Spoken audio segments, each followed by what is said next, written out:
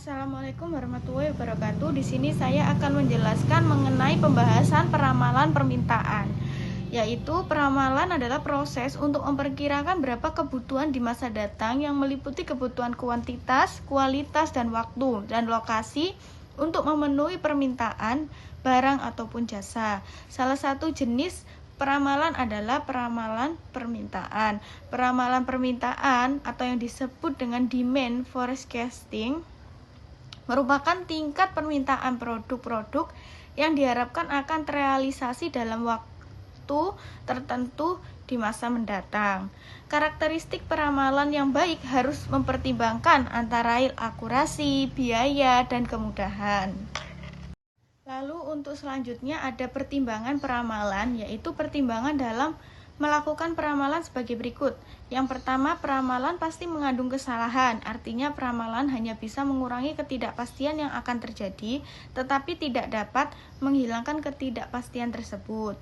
Yang kedua, peramalan memberikan informasi tentang beberapa ukuran kesalahan, artinya peramalan harus menginformasikan seberapa besar kesalahan yang mungkin terjadi karena peramalan pasti mengandung kesalahan. Yang ketiga, peramalan jangka pendek lebih akurat dibandingkan peramalan jangka panjang karena faktor-faktor yang mempengaruhi peramalan jangka pendek relatif masih konstan dibandingkan jangka panjang akibat kemungkinan perubahan faktor-faktor yang mempengaruhi permintaan.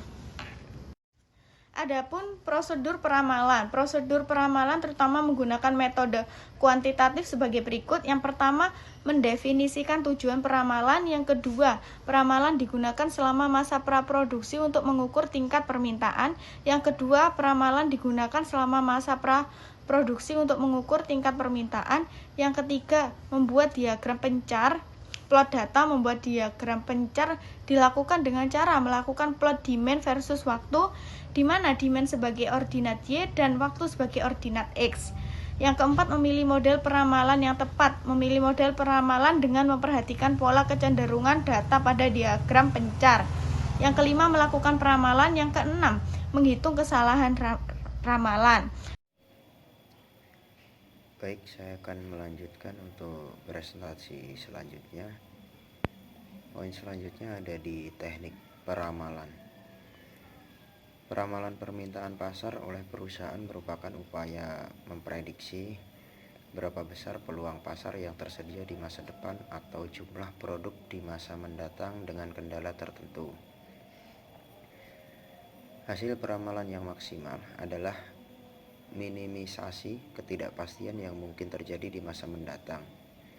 Kemudian untuk metode peramalan permintaan terbagi menjadi metode kualitatif dan metode kuantitatif. Yang pertama, kualitatif bersifat subjektif, dipengaruhi oleh intuisi, emosi, pendidikan, dan pengalaman secara perseorangan maupun kelompok. Metode peramalan permintaan kualitatif lazim terkait data kualitatif, misalnya selera konsumen terhadap produk, survei loyalitas konsumen, dan lain-lain. Kemudian untuk forecasting kualitatif dikelompokkan ke dalam beberapa teknik sebagai berikut. Yang pertama ada di teknik survei atau market research ya. Teknik survei merupakan alat peramalan untuk memprediksi kejadian atau kecenderungan dalam jangka pendek. Teknik jangka pendek ini atau opinion polls, teknik jangka pendapat sering dilakukan untuk melengkapi data survei yang merupakan pandangan atau pendapat pribadi ataupun subjektif yang diperoleh dari para pakar ataupun para eksekutif, dari masyarakat umum ataupun konsumen. Kemudian sebaliknya teknik survei lebih bersifat objektif. Yang kedua ada metode Delphi. Metode Delphi adalah teknik peramalan dengan melibatkan sekelompok pakar yang mengisi kuesioner ataupun kemudian moderator menyimpulkan hasilnya dan memformulasikan menjadi suatu kuesioner baru yang diisi kembali oleh kelompok tersebut. Demikian juga seterusnya. Hal ini merupakan proses pembelajaran atau learning proses kelompok tanpa adanya tekanan atau intimidasi dari individu. Yang ketiga ada di analogis, historis, ataupun historical analogi. Analogi histori ini merupakan teknik peramalan berdasarkan pola data masa lalu ya, dari produk-produk yang disamakan secara analogi. Misalnya peramalan pengembangan pasar televisi multisistem penggunaan model permintaan televisi hitam putih ataupun televisi berwarna biasa. Kemudian analogi histori cenderung menjadi teknik terbaik untuk penggantian produk di pasar dan apabila terdapat hubungan substitusi langsung dari produk tersebut di dalam pasar.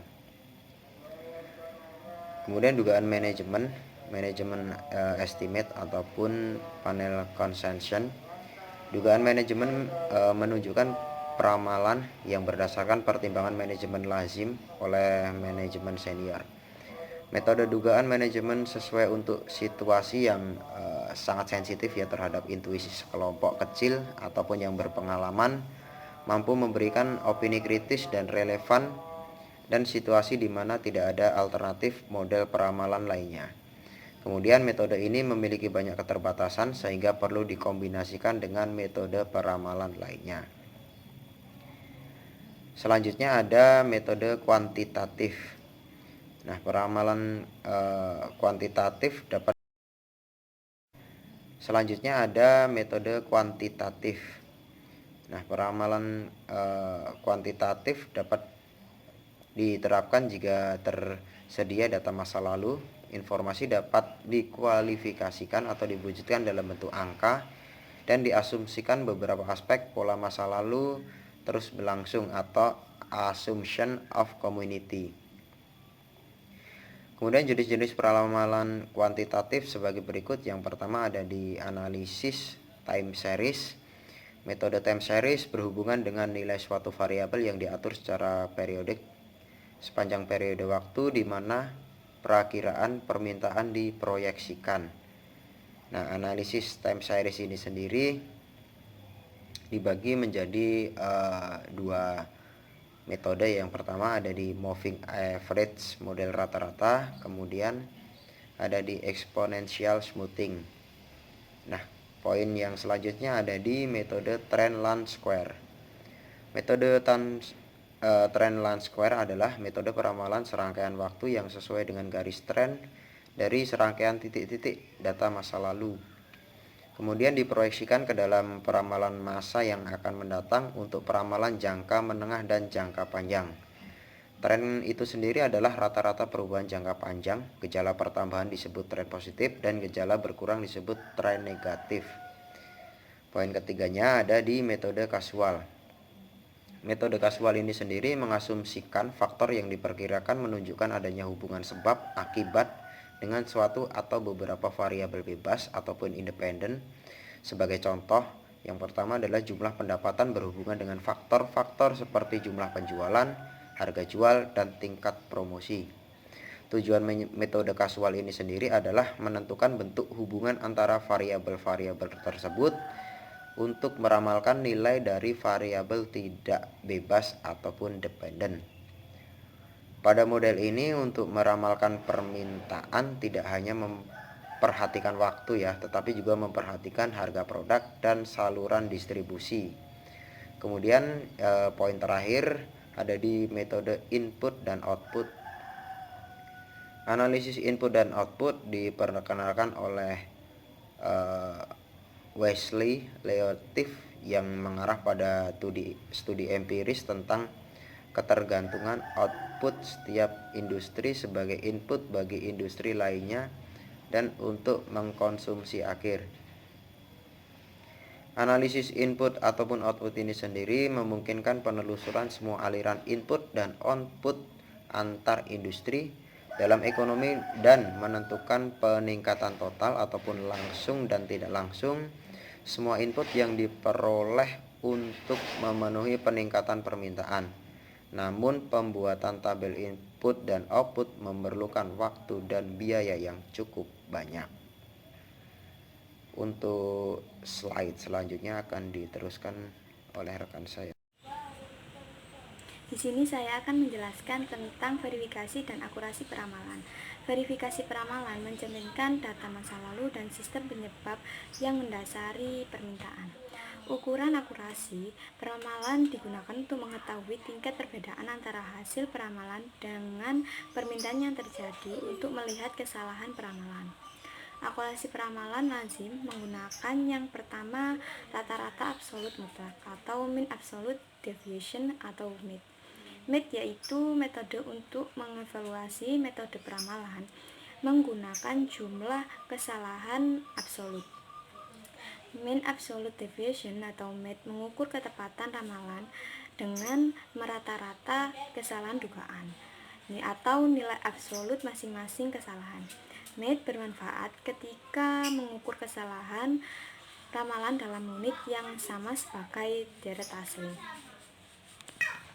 Yang kedua, rata-rata kuadrat kesalahan atau mean square error atau MSE. MSE yaitu metode lain untuk mengevaluasi metode peramalan. Masing-masing kesalahan atau sisa kuadratan. Kemudian dijumlahkan dan ditambahkan dengan jumlah observasi.